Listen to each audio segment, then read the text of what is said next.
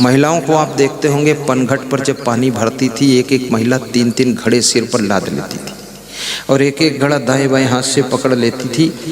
और सिर के घड़े पकड़ा नहीं है और चल रही हैं, बात कर रही हैं, हंस रही हैं, मुस्कुरा रही हैं और घड़े गिरते नहीं। वो घड़े कौन पकड़ा? वो जतन से रुके हुए। यही जतन आपको सीखना है अपनी ज़िंदगी के लिए। खेत में काम करो, दुकान भी खोलो, गाड़ी भी चलाओ और अपना मकान भी बनाओ, गृहस्थी भी संभालो, लेकिन अपनी ज़िंदगी को जतन पूर्वक संभाल लो। आपके ज़िंदगी का घड़ा फिसलना नहीं चाहिए, गिरना नहीं चाहिए, मंजिल पर पहुंचना चाहिए, आपका कल्याण होना चाहिए। इसको कबीर साहब कहते जतन, रतन का जतन कर। और ये मनुष्य जीवन को रतन क्यों कहा? रतन इसलिए कहा कि ये जीवन अमूल्य है। ये जीवन से संबंधित सभी चीज़ों का मूल्य है। घड़ी का मूल्य है, चप्पल का मूल्य है, वीडियो कैमरे का मूल्य है, माइक का मूल्य है, कपड़े का मूल्य है, पेंट का मूल्य है, गाड़ी का मूल्य है, साड़ी का मूल्य है, सबका मूल्य है, कुर्सी का मूल्य है।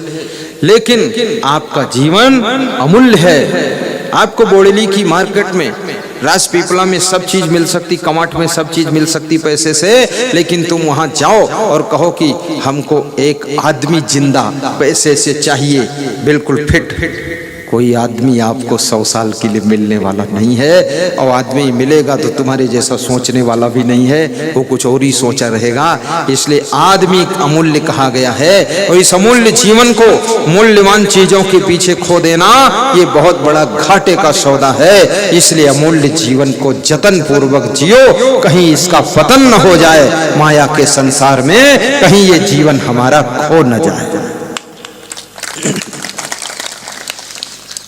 मैंने सुना है एक किसान था। वो किसान खेत में मक्का बोया, जोंधरी बोई तो जोंधरी, काटी तो बाजरी, रींधी तो कांकरी और खाया तो काकरी। बोया, उसका छोटा बच्चा खेत में कभी कभी जाता था तो वहां से वो पत्थर उठा करके कौवा भगाने के लिए फेंकता था। ये मक्का लगा हुआ है, इसको कौवे खाने के लिए आते हैं। तो ऊंचा मचान बना रखा था, ऊपर से पत्थर मारता था। पास में नदी थी खेत के उस पार, तो पत्थर इतना जोर से चला देता था, नदी में जाकर गिर जाता था।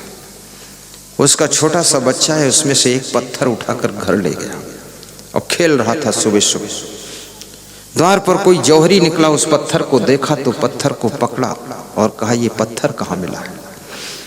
तो उस किसान ने कहा, ऐसे पत्थर तो हमारे पास बहुत थे, मैंने सब कौवा भगाने के लिए फेंक दिया नदी में। बोले, ये पत्थर नहीं है, ये तो हीरा है, इसे मैं 10 लाख में लेना चाहता हूं, दीजिए। तो किसान बैठकर रोने लगा, खेड़ू रोने लगा। बोला, इस तरह के 99 हीरे और मैं फेंक चुका हूं। बोले, जो गया सो गया, एक की कीमत इतनी है। तो उस जौहरी ने कहा, याद रखना, जौहरी कोई और नहीं है, ये जौहरी सदगुरु होता है। और पूरी जिंदगी के 99 साल आदमी व्यर्थ में, फोकट में, भोगों की नदी में फेंक देता है। जब थोड़ा सा समय बचता है, तब सदगुरु रूपी जौहरी आकर के हमारे उम्र की कीमत को बताता है कि ये कितना कीमती शरीर है। तब हम रोने लग जाते हैं कि सारी जिंदगी हमने व्यर्थ में खो दिया। इसलिए इस जीवन को जतन पूर्वक जीने का प्रयास करो। ये जीवन भक्ति करने के लिए मिला है। बड़े भाग्य मानुष तन पावा, सुर दुर्लभ सद ग्रंथन गावा। पुनर्वित्तम पुनर्मित्रम पुनर्भार्या पुनर्मही पुनर् एतत् सर्वम पुनर्लभ्यम न शरीरम पुनः पुनः। नीतिकार कहता है कि धन खो जाए फिर मिल जाएगा, मित्र खो जाए फिर मिल जाएंगे, पत्नी रूठ जाए फिर आ जाएगी, और जमीन खो जाए नई खरीद लोगे। लेकिन अगर ये जीवन एक बार व्यर्थ में खो गया तो ये बारंबार मिलने वाला नहीं है। इसलिए इस जीवन को संभालना चाहिए। गाइए। बड़े भाग्य मानुष तन पावा, सुर दुर्लभ सद ग्रंथन गावा। बड़े भाग्य मानुष तन पावा, सुर दुर्लभ सद ग्रंथन गावा। साधन धाम मोक्ष कर द्वारा, पाए न जेहि पर लोक संवारा। साधन धाम मोक्ष कर द्वारा, पाए जेहि पर लोक संवारा। बड़ी भाग्य मानुष तन पावा, सुर दुर्लभ सद्ग्रंथ न गावा। ये मनुष्य जीवन देवताओं को दुर्लभ है। देवता भी चाहते हैं कि हमको मनुष्य का जीवन मिले तो हम भी भक्ति करें और हमारा भी कल्याण हो।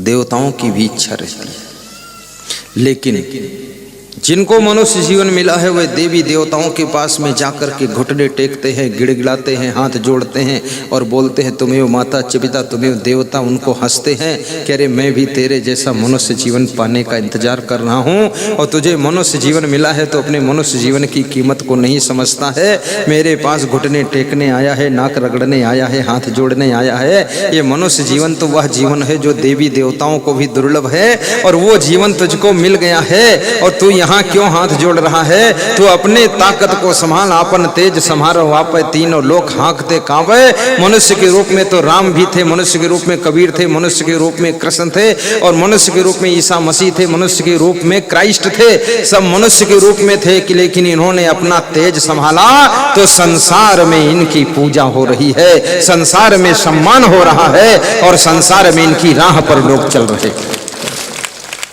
हम आप भी तो मनुष्य हैं लेकिन अपने आप को संभाल नहीं पाते, कहीं बीड़ी में फिसल जाते। इतना बड़ा मनुष्य इतनी छोटी बीड़ी में फिसल जाता है और कहता है बीड़ी नहीं छोड़ पाऊंगा, भले पत्नी को छोड़ दो। हद कर दी इसने।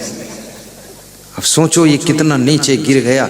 एक बीड़ी के सामने घुटने टेक दिया, नाक रगड़ रहा, गिड़गिड़ा रहा और कहता है बीड़ी देवी तुमको नहीं छोड़ पाऊंगा।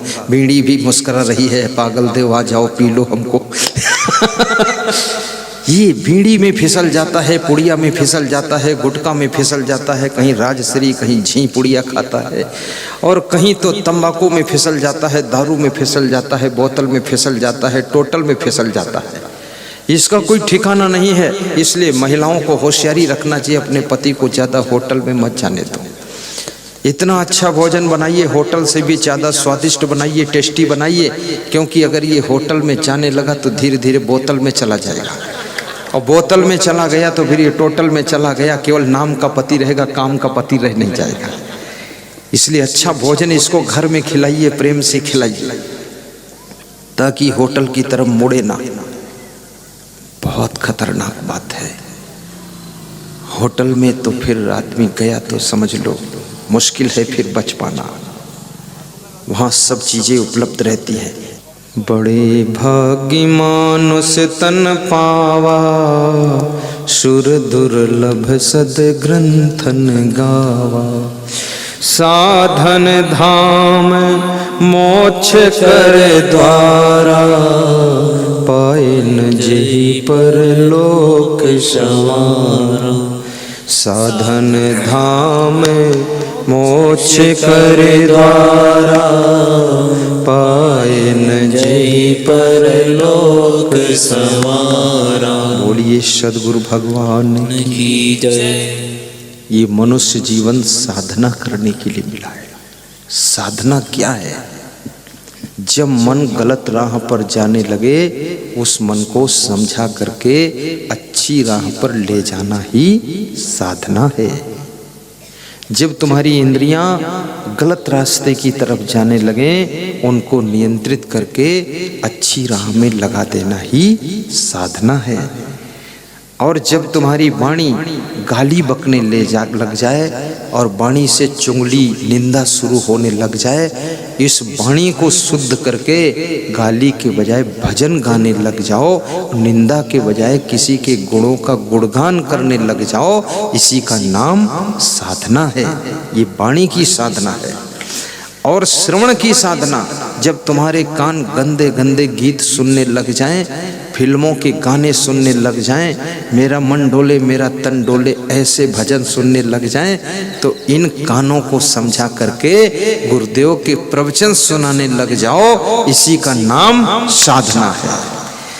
जब आप बीड़ी पीने लग जाओ, सिगरेट पीने लग जाओ, दारू पीने लग जाओ, वहां से अपने मन को समझा करके बीड़ी सिगरेट दारू तंबाकू पुड़िया ये सब छोड़ देना और केवल सत्संग का अमृत पीना, इसी का नाम साधना है। ये साधना करना है।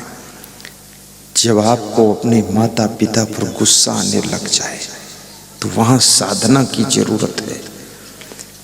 भाई पर क्रोध आने लग जाए, पत्नी पर क्रोध आने लग जाए, तो अपने मन को समझा करके उस क्रोध को करुणा में बदलना ही साधना है।